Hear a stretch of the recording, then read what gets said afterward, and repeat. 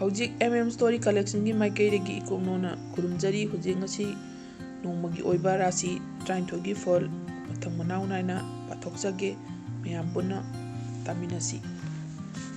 ꯉꯁꯤ ꯀꯥꯂꯦꯟꯒꯤ ꯅꯣꯡꯃꯄꯥꯟ ꯏꯉꯥꯒꯤ ꯅꯣꯡꯃ ꯄꯥꯟꯕ ꯅꯣꯡꯃꯥꯏꯖꯤꯡ ꯃꯦꯒꯤꯅ ꯇꯥꯡ 13 ꯁꯣꯛ 2023ꯀꯤ ꯉꯁꯤ ꯆꯌꯣꯜ ꯔꯥꯁꯤ ꯐꯣꯜ ꯈꯔ ꯄꯥꯊꯣꯛꯆꯒꯦ꯫ ꯃꯆꯥ ꯈꯥꯏꯅ ꯇꯥꯃꯤꯟꯅꯁꯤ꯫ ꯑꯍꯥꯟꯕꯗ ꯃꯦꯁꯀꯤ ꯔꯥꯁꯤꯗꯒꯤ ꯍꯥꯟꯅ ꯍꯧꯖꯔꯛꯀꯦ꯫ ꯆꯌꯣꯜ ꯑꯁꯤ ꯑꯗꯣꯝꯅ ꯍꯣꯠꯅꯔꯤꯕ ꯃꯈꯩ ꯀꯥꯟꯅꯒꯅꯤ꯫ ꯂꯩꯉꯥꯛꯀ ꯃꯔꯤ ꯂꯩꯅꯕ ꯊꯕꯛ, ꯊꯤꯀꯥ, ꯁꯄ꯭ꯂꯥꯏ ꯑꯃꯗꯤ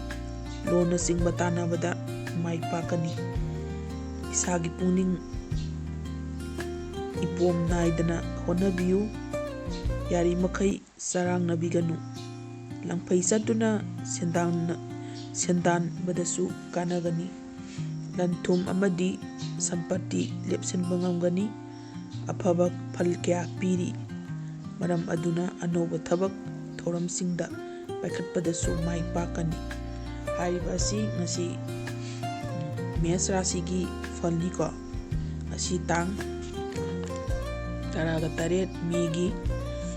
ꯁꯣꯛ 2023 ꯏꯉꯥꯒꯤ ꯅꯣꯡꯃ ꯄꯥꯟꯕ ꯅꯣꯡꯃꯥꯏꯖꯤꯡ ꯅꯨꯃꯤꯠꯀꯤ ꯔꯥꯁꯤ ꯐꯜꯅꯤꯀꯣ꯫ ꯃꯊꯪꯗꯅ ꯕ꯭ꯔꯤꯖꯀꯤ ꯑꯃꯨꯛ ꯍꯥꯏꯖꯔꯛꯀꯦ꯫ ꯆꯌꯣꯜ ꯑꯁꯤ ꯍꯤꯔꯝ ꯈꯨꯗꯤꯡꯃꯛ ꯏꯊꯛ ꯊꯣꯡꯕ ꯃꯔꯨ ꯑꯣꯏꯅ ꯑꯣꯖꯥ ꯒꯨꯔꯨ ꯑꯃꯗꯤ ꯏꯄꯥ ꯏꯃꯥꯒ ꯋꯥ ꯇꯥꯟꯅꯔꯒ ꯇꯧꯕꯤꯌꯨ꯫ ꯏꯁꯥꯒꯤ ꯄꯨꯛꯅꯤꯡ ꯌꯥꯔꯤꯃꯈꯩ ꯇꯞꯊꯕꯤꯌꯨ꯫ ꯅꯦꯠ ꯇꯥꯕꯤꯌꯨ꯫ ꯀꯔꯕꯥꯔ ꯇꯧꯕꯁꯤꯡꯒꯤ ꯑꯣꯏꯅꯗꯤ ꯇꯧꯔꯤꯕ ꯀꯔꯕꯥꯔ ꯈꯨꯗꯤꯡꯗ ꯃꯥꯏ ꯄꯥꯛꯀꯅꯤ꯫ ꯋꯥꯈꯜ ꯃꯣꯟꯗꯥ ꯅꯨꯡꯉꯥꯏꯕ ꯃꯇꯝꯅꯤ꯫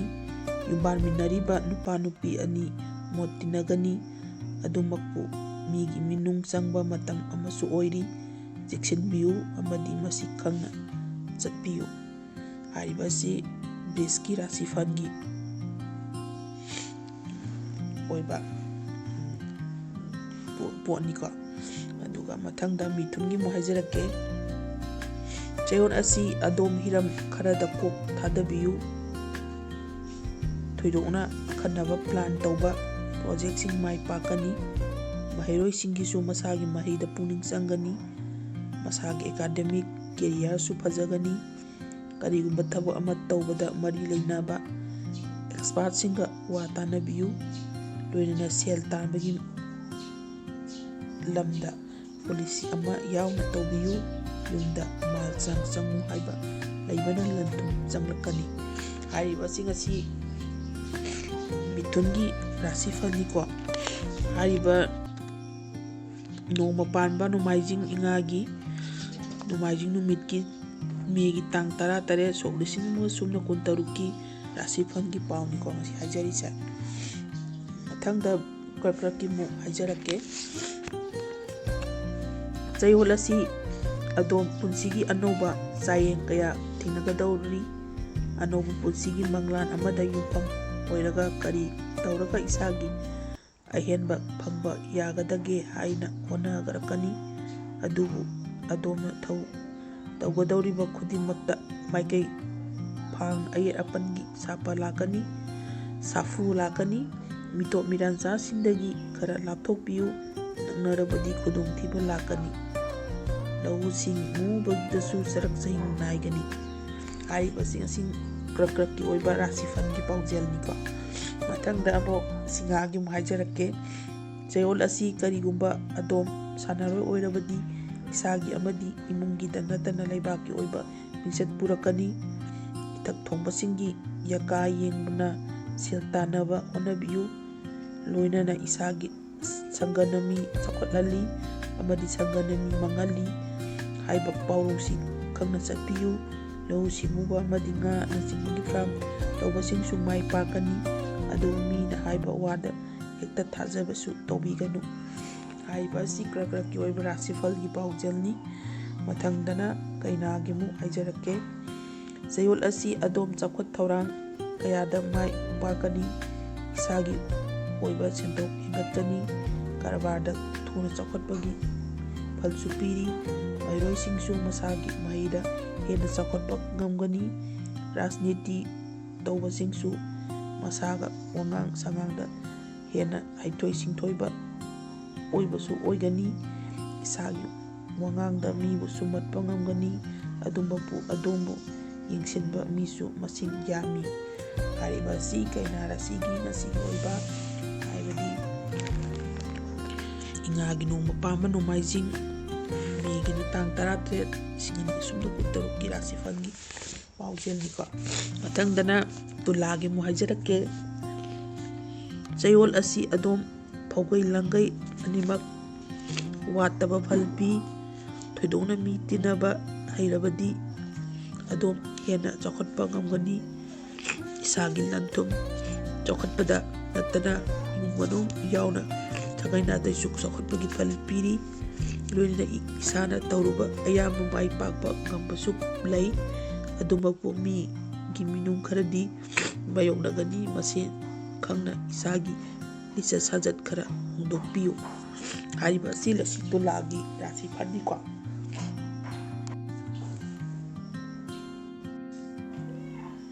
ꯃꯊꯪꯗ ꯕ꯭ꯔꯤꯁꯆꯤꯛꯀꯤ ꯑꯃꯨꯛ ꯍꯥꯏꯖꯔꯛꯀꯦ꯫ ꯆꯌꯣꯜ ꯑꯁꯤꯗꯤ ꯑꯗꯣꯝ ꯂꯩꯕꯥꯛꯀꯤ ꯑꯆꯧ ꯑꯁꯥꯡ ꯑꯃꯗꯤ ꯌꯥꯏꯗꯣꯡ ꯈꯥꯡꯗꯣꯡꯕꯁꯤꯡꯒ ꯅꯛꯅ ꯇꯤꯟꯅꯕꯒꯤ ꯃꯍꯩ ꯏꯁꯥꯒꯤ ꯐꯨꯔꯤꯠꯈꯥꯎ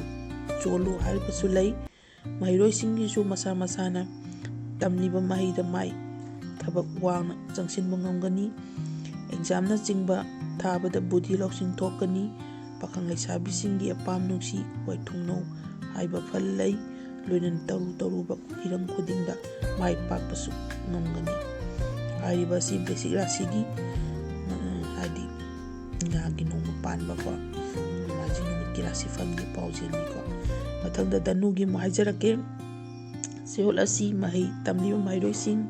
ꯀꯔꯕꯥꯔ ꯇꯧꯔꯤꯕꯁꯤꯡ ꯑꯃꯗꯤ ꯅꯣꯡꯃꯒꯤ ꯁꯨꯔꯒ ꯆꯥꯕꯁꯤꯡ ꯃꯥꯒꯤ ꯃꯥꯡꯖꯤꯟ ꯊꯥꯕ ꯉꯝꯒꯅꯤ꯫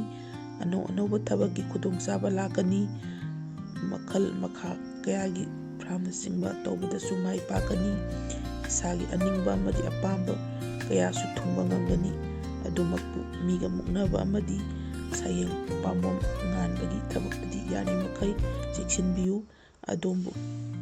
ꯆꯤꯡꯊꯨꯡꯅꯕ ꯃꯤ ꯃꯔꯥꯡ ꯀꯥꯏ꯫ ꯍꯥꯏꯔꯤꯕ ꯑꯁꯤ ꯙꯅꯨꯒꯤ ꯔꯥꯁꯤ ꯑꯣꯏꯕ ꯔꯥꯁꯤꯒꯤ ꯐꯜꯅꯤꯀꯣ꯫ ꯑꯗꯨꯒ ꯃꯀꯔꯒꯤ ꯑꯃꯨꯛ ꯍꯥꯏꯖꯔꯛꯀꯦ꯫ ꯆꯌꯣꯜ ꯑꯁꯤꯗꯤ ꯑꯗꯣꯝ ꯏꯁꯥꯅ ꯇꯁꯦꯡꯅ ꯍꯩꯅꯖꯕ ꯊꯕꯛ ꯊꯧꯔꯝ ꯑꯗꯨ ꯈꯛꯇꯗ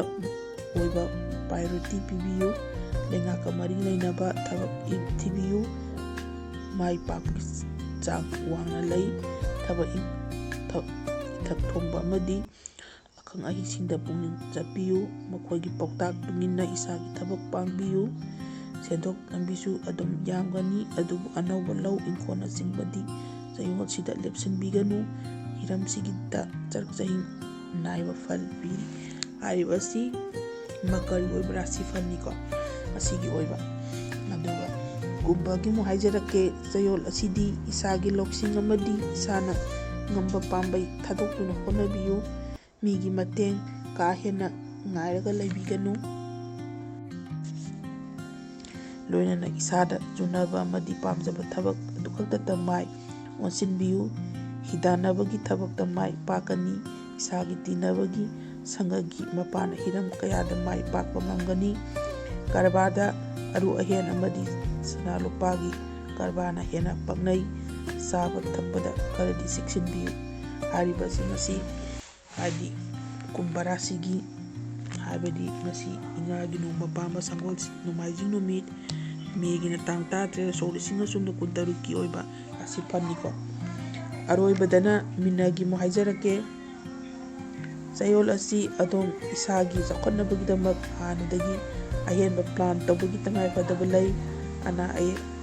ꯍꯟꯊꯒꯅꯤ꯫ ꯌꯨꯝ ꯀꯩ ꯄꯥꯟꯕ ꯍꯥꯏꯕꯗꯤ ꯂꯨꯍꯣꯡ ꯈꯣꯡꯗꯣꯡꯕꯗ ꯑꯐꯕ ꯃꯤꯅ ꯃꯇꯦꯡ ꯑꯃꯁꯨ ꯑꯣꯏꯔꯤ꯫ ꯃꯤꯒ ꯊꯦꯡꯅꯕ ꯀꯦꯁꯇ ꯑꯗꯣꯝꯅ ꯃꯥꯏ ꯄꯥꯛꯀꯅꯤ꯫ ꯏꯁꯥꯒꯤ ꯁꯦꯟꯊꯣꯛ ꯍꯦꯟꯅ ꯂꯩꯒꯅꯤ꯫ ꯏꯁꯥꯒꯤ ꯍꯣꯠꯅꯖꯃꯟ ꯃꯍꯩꯁꯨ ꯃꯇꯤꯛ ꯆꯥꯅ ꯐꯪꯕ ꯉꯝꯒꯅꯤ꯫ ꯃꯍꯩꯅ ꯃꯤꯀꯣꯛ ꯊꯣꯡꯒꯅꯤ꯫ ꯃꯤꯅ ꯑꯗꯣꯝꯕꯨ ꯍꯦꯟꯅ ꯅꯨꯡꯁꯤꯕꯤꯒꯅꯤ꯫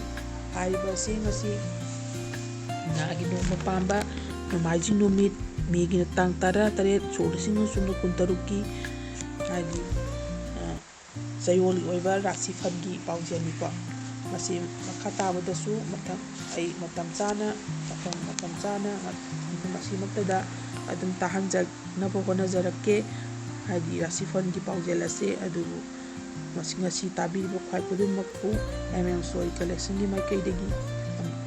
ꯑꯔꯣꯏꯕꯗ ꯑꯣꯏꯅ ꯈꯣꯡꯅꯣꯅ ꯈꯨꯔꯨꯝꯖꯔꯤ꯫